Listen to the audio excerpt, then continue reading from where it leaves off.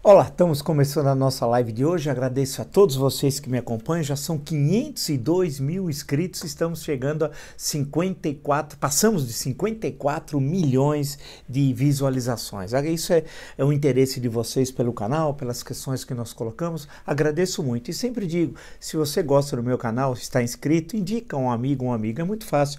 Blog do Vila, Marco Antônio Vila, fala para ativar as notificações, que é aquele sininho ao lado, colocar like no que gostaram e utilize, como vocês tão bem fazem, a página dos comentários com debates, com sugestões, questões muito interessantes. Lembro que na plataforma www.cursosdovila.com.br tem o segundo curso e todas as informações que nós estamos oferecendo. É a História Política das Constituições Brasileiras, ou seja, uma análise do campo da história política, do contexto histórico no qual surgiram as várias cartas. A 7, a primeira imperial de 1824 e a atual, a última Constituição é a Constituição de 25 de outubro de 1988. Lá vocês encontrarão todas as informações. E eu te vejo também as nossas entrevistas, né?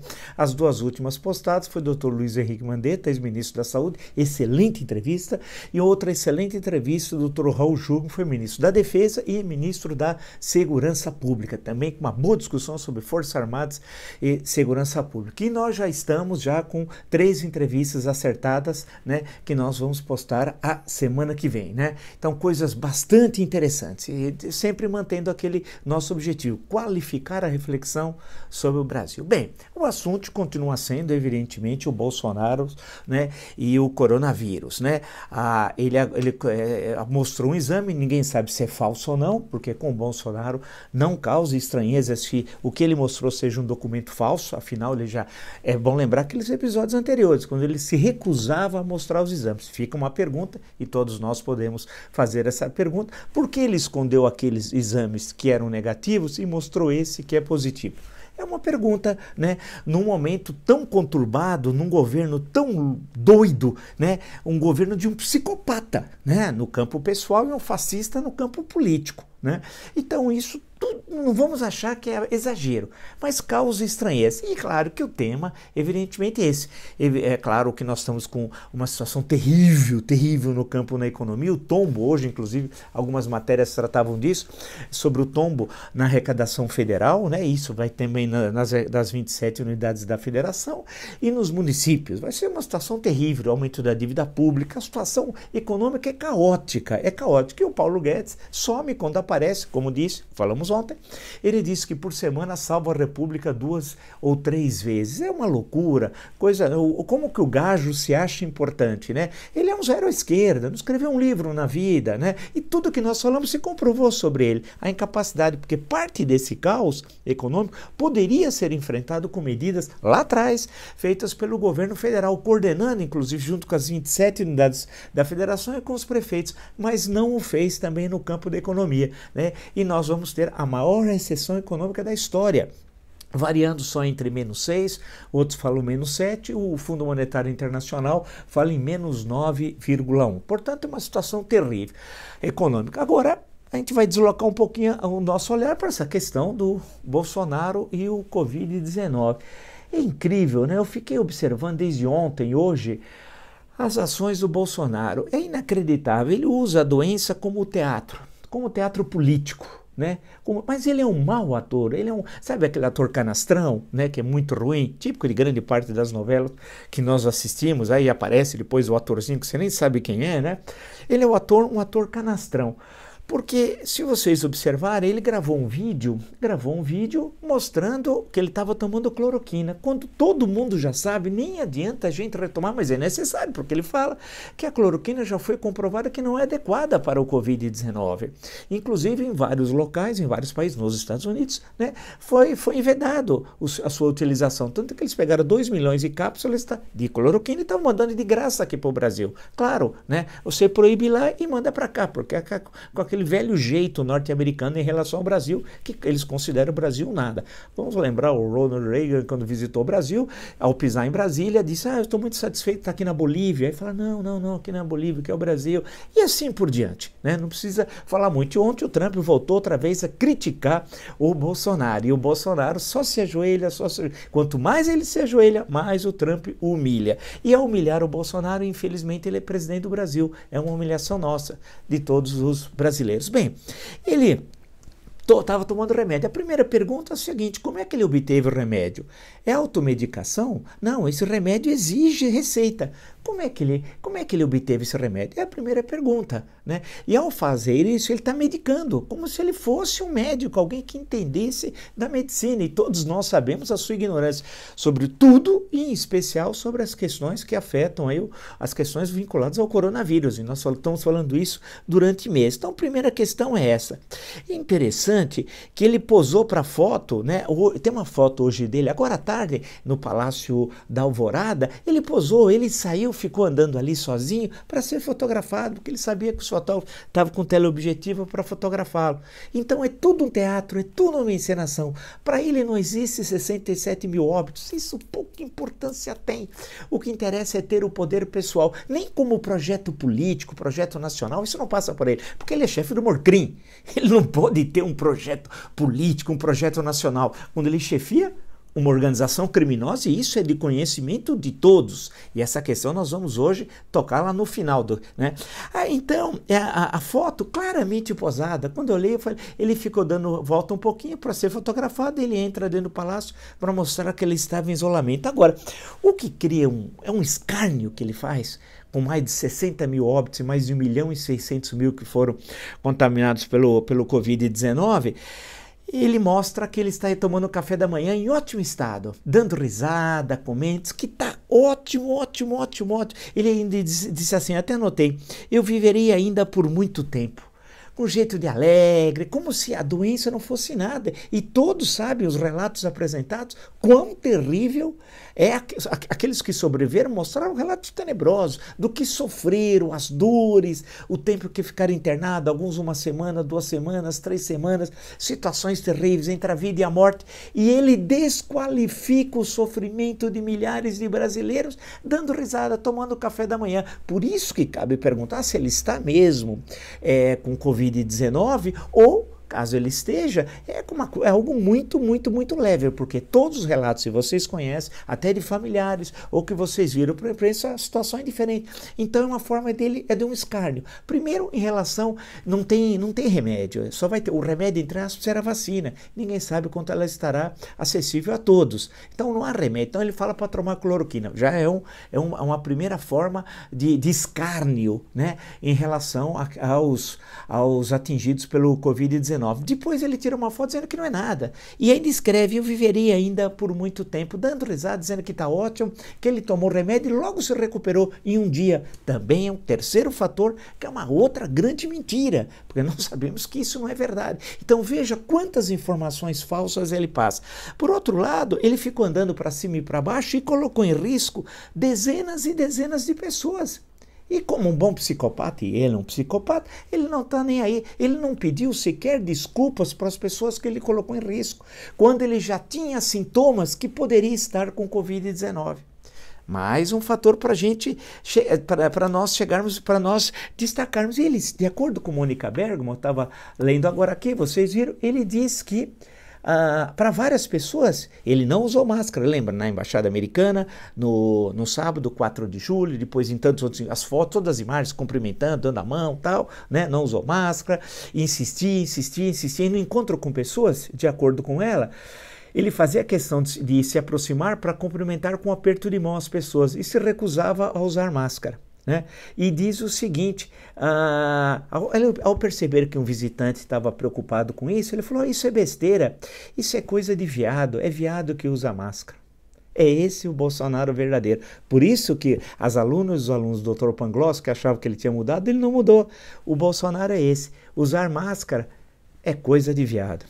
E depois dessa grande consideração filosófica sobre o uso de máscara, né, ele, isso eu estou agora citando o Estadão, né, ele tira uma foto, essa foto que eu falei, todo alegre e tal, dizendo que está tudo bem, que não tem nenhum problema, né, aos que torcem contra a hidroxicloroquina, mas não apresentam alternativas, lamento informar que estou muito bem com o seu uso e, com a graça de Deus, ele que é o Beelzebub, né, viverei ainda por muito tempo.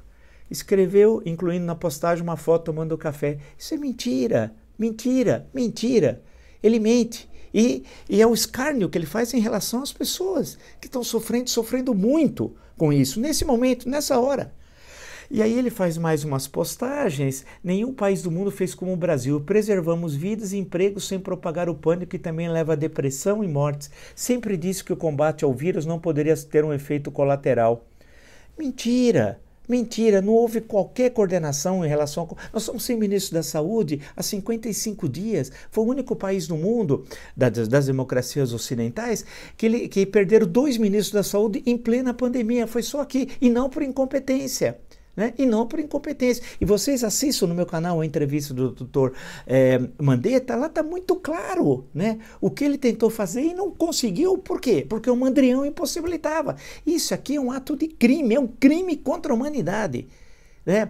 Aquele conceito, vamos chamar assim jurídico, que nasce no Tribunal de Nuremberg, né? Em 1945, 1946. Que já antes tinha crime contra a paz, crime de guerra, etc. E lá nasceu o crime contra a humanidade, que hoje tem a Corte de Haia, a Corte Internacional de Justiça. Como ele sabia das consequências, o Dr. Mandetta disse, que explicou para ele, que falou, inclusive uma estimativa do número de mortos, todas as consequências, ele fazia justamente o contrário. E continua como hoje, desprezando, ironizando, com escárnio todos aqueles que morreram. Os 67 mil mortos, então as famílias, né, estão enlutadas, estão sendo desprezados por esse é um crime contra a humanidade. Não limite, não pensa que é absurdo recorrer à Corte de Haia, porque ele tinha pleno conhecimento dos seus atos. E assim o fez. Ontem eu comentei isso no Jornal da Cultura. E é verdade, infelizmente. Não digo isso, insisto, com satisfação, pelo contrário, com muito pesar. E ele, ao dizer que o Brasil, nenhum país do mundo fez como o Brasil, ele está dizendo que o Brasil foi o diferente, não. Isso é mentira. Olha que ponto chega o psicopata. Nós somos o segundo país em número de mortos. E em número de contaminados, número de mortos, estamos chegando a 67 mil. Só perdemos para os Estados Unidos. Que vitória que até agora é o momento do combate. E pior, nós não chegamos nem no platô. Os analistas mais sérios dizem que vai demorar muito para descermos a montanha, entre aspas. Nós poderíamos estar descendo a montanha caso, isso é muito importante, caso tivesse feito a política lá recomendada pelo Dr. Mandetta, lá atrás. Nós estaríamos agora saindo dessa situação e que teria efeitos muito positivos no campo da economia. Se a crise econômica vai se aprofundar no tempo, e vocês são testemunha, quantas vezes eu falei isso aqui, deve ser responsabilidade dele, ao desprezar a ciência, esse negacionismo reacionário típico do Jim Jones lá da Virgínia. Né? O Jim Jones. E lembra quando alguns empresários aqui falavam, pode morrer 8 mil que não tem problema? Precisa dizer esse empresário que não morreram 8 mil. Até agora, 67 mil. E tem muitos casos de subnotificação, como nós sabemos. Oficialmente, 67 mil. E devemos chegar, passando o fim de semana, vai passar por 70 mil, 75 mil, não sei, nós não sabemos onde isso vai terminar. Portanto, ele é o responsável, sim, por tudo isso. Então, esse teatro que ele está fazendo ontem e hoje é no sentido de retirar a sua culpa, no sentido político, dizer que a responsabilidade não é dele, mas é dos prefeitos e governadores. Ontem falou através do Supremo Tribunal Federal e nós comentamos aqui nesse espaço, né? E tem outros intuitos que nós vamos chegar daqui a pouco de quais são os seus objetivos. O interessante é que ele não comunica, não fala com as pessoas com qual ele teve contato, né? Falando, olha, vamos fazer exames. Ele não tem nenhuma visão de solidariedade ao outro, porque é um psicopata, é um homem doente. É um homem muito doente. E os filhos são doentes. Você imagina, ser filho do Bolsonaro, ser criado pelo Bolsonaro. Vocês imaginam que deve ser a vida doméstica de um filho com contato com um pai psicopata? Terrível, eles são todos doentes, pobres coitados, mas também com esse pai. Agora, se isso ocorre no universo familiar, não tem problema. Quer dizer, não tem problema, entre aspas, se resolve de forma que são conhecidos os tratamentos, né? O problema é a expansão disso numa progressão muito mais que geométrica. Ele representa a República Federativa do Brasil. E se você olhar, ele não conseguiu fazer nenhum trabalho nem no campo da saúde, nem no campo da economia, nem no campo da mobilização social em relação à pandemia. Nada, nada. O país está à deriva. Nós não temos política econômica, não temos política sanitária. Estamos sem ministro da Educação há quanto tempo? Desde o dia 1º de janeiro do ano passado. Teve aquelas duas figuras patéticas, né? E depois, e alguns que passaram meteoricamente, os dois últimos. Um nem chegou a assumir, né? Portanto, a situação que nós vemos é extremamente grave. E ele quer esconder o que com esse teatro? Porque ele está usando, supostamente ele ter contraído o vírus, supostamente, que nós precisamos saber se isso é verdade, porque ele negou apresentar os exames anteriores, inclusive com nome falso, e esse ele apresentou. É bom sempre tomar muito cuidado, nós estamos falando com um homem doente, e um homem perigoso à ordem pública, né? Acabou de sair a notícia que você tem ação do Facebook, eu estou usando como fonte o Globo. O Facebook derruba rede de páginas coordenada por funcionários da presidência, gente pagos por você, por mim, por nós, e dos gabinetes de Flávio e Eduardo Bolsonaro, que são sustentados também com dinheiro público. O Facebook derrubou nessa quarta-feira uma rede de 88 contas, páginas e grupos ligados a funcionários do gabinete do presidente Jair Bolsonaro. Isso aqui é crime de responsabilidade, viu? Impeachment. E aliados, entre eles estão o senador, etc, etc. Ele quer esconder isso. É o gabinete do ódio. Inclusive o Facebook derrubou a página de um dos coordenadores do gabinete do ódio sob as ordens do Carluccio, que é um ramo da Orcrim. Quer dizer, quem chefia a Orcrim é o Bolsonaro e os filhos são braços dessa Orcrim, organização criminosa, entenda-se. E o gabinete do ódio, a responsabilidade do Carlos Bolsonaro. Um deles, no tal de Arnaud, já foi suspenso do Facebook. Ele quer esconder isso com esse teatro da doença. Com esse teatro da doença, ele quer esconder essa questão. Além disso, ele quer esconder, aí é importante também destacar, os inquéritos do Supremo Tribunal Federal, que estão lá, né? Que estão sendo desenvolvidos. São 3 inquéritos. E quer esquecer e ignorar, tentar tapar o sol com a peneira, para ser muito original nessa imagem, a questão do Tribunal Superior Eleitoral. É bom lembrar que no caso do Tribunal Superior Eleitoral, eu estava dando uma olhada, são 8 ações que correm lá no Tribunal Superior Eleitoral sobre a eleição de 2018. E agora, com o que o Facebook está fazendo, você faz uma conexão com os processos, são 8, e que podem comprovar a relação direta com o processo, com as eleições de 2018, que pode levar, no limite, à anulação da chapa, né, do resultado eleitoral. E se isso ocorrer a partir de 1º de janeiro do ano que vem, como nós já comentamos, haverá uma eleição para presidente e vice-presidente da República, só com a participação dos membros do Congresso Nacional, os 513 deputados e 81 senadores. É o que dispõe a Constituição: anulação da eleição no 2º biênio, eleição parlamentar no 1º biênio, eleição direta 90 dias depois. É assim que dispõe a nossa Constituição. Então, é com isso que ele está querendo esconder, né? E fazendo todo esse teatro. Você acha que ele está preocupado, por exemplo, o ministro Barroso, corretamente, muito preocupado com a questão dos povos indígenas, né? Que ele vetou hoje o Jair Bolsonaro a lei com medidas de proteção a povos indígenas durante a pandemia. E nós sabemos, diz que já são 10 mil indígenas contaminados.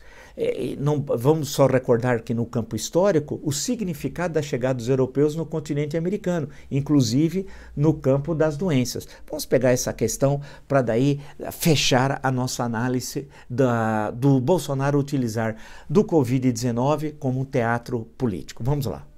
Vale a pena lembrar que no século XVI, com a chegada dos espanhóis, primeiro no final do século XV e no início do século XVI, primeiro nas Antilhas, né, nas pequenas e grandes Antilhas, e depois no México, na conquista entre 1519 e 1521, e posteriormente ao Peru, com Pizarro, os efeitos que acabaram ocorrendo da chegada dos europeus. Os indígenas não tinham os anticorpos, e aí você tem o que é chamado pela historiografia, no século XVI, de catástrofe demográfica, que é um verdadeiro horror o número de mortos nessas regiões. Aqui no Brasil, né, na América Portuguesa, também se encontra 1000 relatos. Se você olhar as cartas jesuíticas que foram republicadas quando do quarto centenário da cidade de São Paulo, em 1954, né, é incrível também o número de mortes. Você pega as cartas de Lancheta, Nóbrega, eu lembro algumas sobre as missões que foram edificadas ali em torno da cidade do Recife, Olinda, em Pernambuco, na capitania, e o número de mortes é uma coisa assim altíssima, né? Porque não só eles não tinham anticorpos, como também a concentração facilitava a propagação, né? Um verdadeiro horror, tá? Uma situação terrível. Aqui, no momento atual, em 2020, diz que 10 mil indígenas estariam contaminados, de acordo com algumas informações divulgadas aqui pela imprensa. E ele vai justamente vetar isso. Vetar. Ele não está nem aí. Né? Ele acha que indígena é vagabundo, ele não consegue entender, e já foi falado lá no início, o perigo que seria, e está sendo, a chegada do Covid-19 nas comunidades indígenas. Mas isso aqui pouco para ele interessa. Interessa a questão da doença como teatro, para esconder as mazelas do seu governo e das suas relações com o crime organizado no Rio de Janeiro, né? Com as milícias, os assassinos de aluguel, especialmente o grande amigo dele, que era o Adriano, que foi morto na Bahia e ninguém sabe por quê.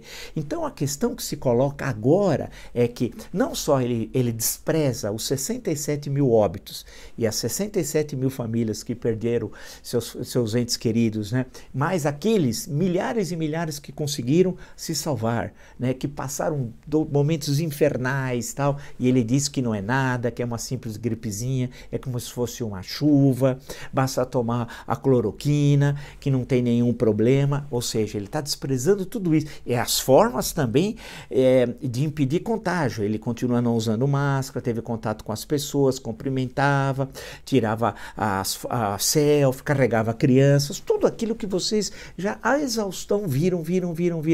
E ele nem aí. Mas o que ele quer esconder principalmente? De um lado, essas investigações aqui das redes sociais e de todo o crime organizado pelos bolsonaristas e especialmente pelo Carlos, que é o representante da família para esse tipo de crime, porque cada um está dedicado a um tipo de crime. É uma família, infelizmente, triste dizer, de criminosos. A pergunta que eu faria a ele, né, no café da manhã: onde está Márcia? Ele conhecia a Márcia. Quem é Márcia? A mulher de Queiroz. Ela está foragida desde o dia 18 do mês passado. Como é possível uma pessoa ficar foragida e a polícia não encontrar, a não ser que ela tenha conexões com o crime? Né? E tinha, basta ver a foto dela com a mãe do Adriano, que morreu depois na Bahia, e com aquele advogado Boto, que não é o Boto cor-de-rosa, não. O Boto, né? Que eles estão tomando Skol, lembra? Estão tomando cerveja, aquela foto que eu já comentei. E claramente ela estava pedindo auxílio para o escritório do crime. A representante do escritório do crime naquela reunião era a mãe do Adriano, que ainda estava vivo, destaque, para esconder o Queiroz. Como o Adriano acabou morrendo, como nós já falamos anteriormente, eles têm fortes relações com o escritório do crime, né? Mesmo quando o Queiroz estava em Atibaia, e tem comunicações sobre isso. A Márcia está protegida, entre aspas, pelo escritório do crime. Então, o medo do Bolsonaro, ele está fazendo tudo isso da doença para esconder Márcia. Ele conhece Márcia, gostava da Márcia. Então, a pergunta que os jornalistas ontem deviam ter feito para ele, além das perguntas da saúde, é perguntar assim: o senhor sabe onde está a Márcia? Porque eles eram íntimos, né? A pergunta é: por que Queiroz foi tão protegido por Bolsonaro através do Assef? O Assef é um homem do Bolsonaro que estava controlando, vigiando o Queiroz dia e noite, e levando para o Rio de Janeiro, Saquarema, Guarujá, Atibaia, fazendo esse papel. Ele era o elo de ligação entre Queiroz e Bolsonaro, era o Assef. A pergunta é: por que ele fez isso? Por que ele estava tão protegido? Por que eles têm medo, tanto medo do Queiroz? É isso que tem de perguntar para o Bolsonaro, né? Outra coisa, e o Assef, o que ele sabe? Ele ameaçou. dias atrás, lembra? Nós comentamos aqui, né? Ele tinha 9 procurações da família Bolsonaro, 3 do Carlos, 3 do Flávio e 3 do Jair.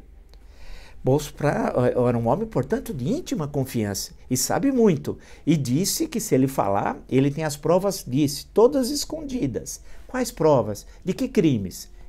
Pressupõe que sejam crimes, não é verdade? Vamos em frente. E os negócios nebulosos do Assef com o Bolsonaro? Na gestão que o Bolsonaro era presidente da República, o ano passado, Viracopos, ele virou consultor, o Assef de Viracopos, sem entender nada das questões aeroportuárias, recebendo 5 milhões de reais. Você acha que era só para ele? Não, quem arrumou isso?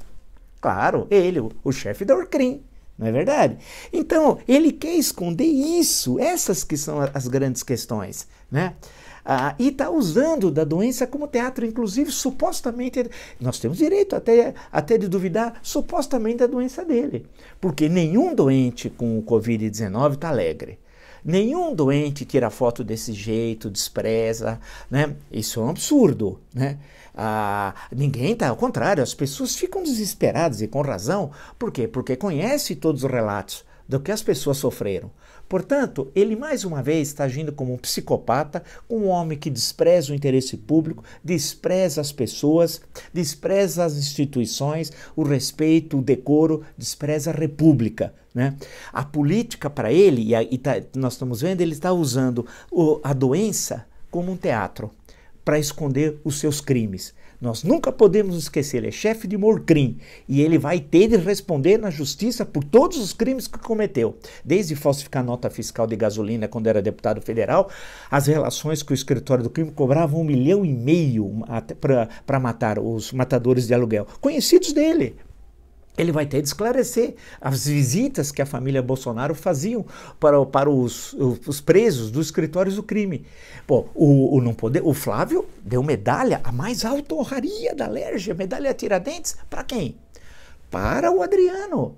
O Queiroz, quando morreu o Adriano, falou, eu perdi um grande amigo. E o Queiroz era o elo de ligação do escritório do crime com a família Bolsonaro. Está totalmente comprovado. Então, o que ele quer fazer? Esfriar esses assuntos. Primeiro, que mostra a sua ligação com o crime, ele tem as mãos sujas de corrupção, né? Segundo, né? Segunda questão, desqualificar aqueles que morreram, 67 mil, desqualificar aqueles milhares que sofreram nos hospitais e como sofreram, dizer que isso não representa nada e tentar obter algum ganho político disso tudo, dizendo que lá atrás ele que estava certo, não precisava fazer isolamento, a cloroquina bastava tomar cloroquina com antecedência, como prevenção, olha o absurdo em termos médicos e ninguém coloca ele na justiça, né? E que tudo que foi feito, portanto, pelos prefeitos e governadores estava errado, quando é justamente o contrário. Se nós não estamos hoje em situação pior do que estamos, é graças aos prefeitos, aos governadores que agiram em defesa do interesse público. Se você gostou dessa live e de tantas outras lives no meu canal, sugiro que se inscreva ao blog do Vila, Marco Antônio Vila, ative as notificações, coloque lá o que vocês gostaram, comentários. Já são 502 mil inscritos. Muito obrigado mesmo. E na plataforma www.cursosdovila.com.br, lá vocês encontrarão o segundo curso, História Política das Constituições Brasileiras, análise das 7, desde a primeira de 24 no Império até a 1988, aqui está em vigência com 106 emendas, mais uma análise de história política do contexto daquele momento e das relações com a democracia, com as liberdades, com o Estado democrático de direito. Nos encontramos amanhã. Até! Olá, estão abertas as inscrições para o meu curso História Política das Constituições Brasileiras. Você vai saber todo o processo político, histórico da formação das Constituições Brasileiras, desde a primeira em 1824 até a última, a Constituição Cidadã de 1988, que já teve 106 emendas, vale destacar. Vai ver o contexto histórico, a relação com a realidade entre o legal e o real, que é algo que a gente sempre conversa muito. É fácil, acesse www.cursosdovila.com.br e se inscreva. Até!